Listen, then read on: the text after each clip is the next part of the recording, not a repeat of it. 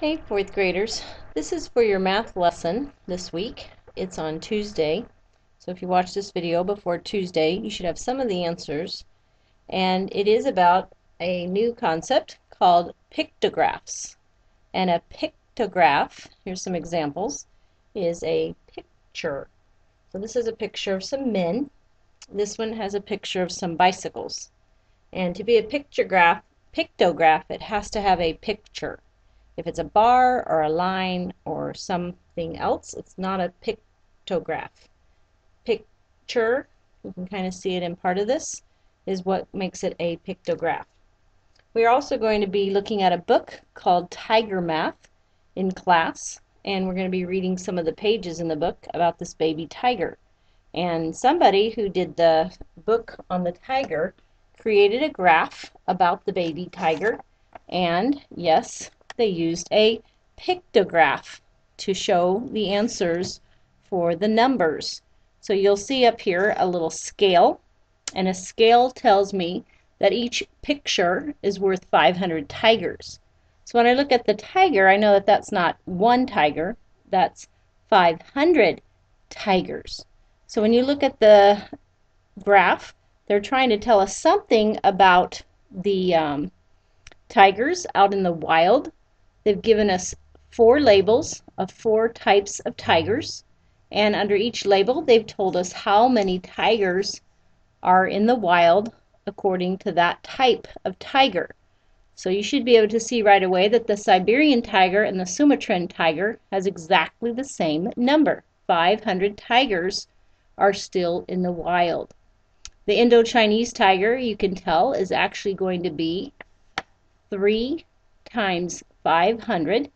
That's going to be 1,500 Indo-Chinese tigers out in the wild. Can you tell, according to the graph, which tiger has the most out in the wild? The answer should have been the Bengal tiger. So let's do a little bit of work for your math paper. So when you come to class, you'll have some answers to help you. This is going to be the title of your page, Frogs in Pharaoh's House. And you can see by the graph that it's going to be a pictograph because I see frogs upon it. You're also going to notice that there is a title. Every graph must have a title.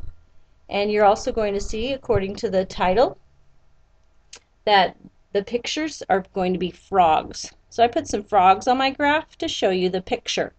There has to be a scale. They call it a key, but it's a scale that tells me what each picture stands for. According to this, one time that I see a frog, it actually equals 10 frogs. So here in the bedroom, I can tell right away that it's not 1, 2, 3, 4, 5, 6 frogs. It's 10 times 6. So we have 60 frogs are in the bedroom. I hope you remember where this story came from. In the book of Exodus, where the Pharaoh would not let God's people go. In the kitchen, it's not 5 frogs in the kitchen. It's 5, 1, 2, 3, 4, 5, times 10. So we have 50 frogs in the kitchen. In the throne room, we don't have 4 frogs. We have 4 times 10. So we have 40 frogs. In the closet, we have 3 times 10. So we have 30 frogs. Some of the questions they might ask you on your paper might sound like this.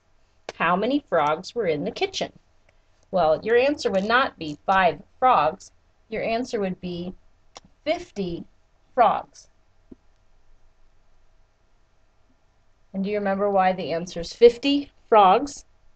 Well, because it's 10 for each picture of a frog. Another question might be a combination question. How many frogs were in both the throne room and the closet? So if you were to combine these two, your total answer is not going to be 7. It's going to be 7 times 10 for an answer of 70 frogs. Now, I don't know if on your paper you're drawing a picture of the frogs or if you're just putting the combinations, but somehow mark it so that I know that you've been working with me. A final answer for one of the questions on your paper, it might ask you, how many times as many frogs were in the bedroom as in the closet? So here's my bedroom. There's 6 frogs. Here's my closet. There's 3 frogs. Now we know this is really 60, and we know this is really 30. So how many times did we have to multiply this to get the number of frogs in the bedroom? Well, you would want to think in your head, I might have to do 60 divided by 30, because the quotient will actually equal the times. So 30 times what makes 60? The answer is 2. So that answer would be 2 times. You don't have to give the 30. You don't have to give the 60, because the question said how many times as many frogs were in the bedroom as in the closet. And there could be some subtracting, and there could be some in all. So look at your clues and ask questions in class to help you with your frog pictograph for class.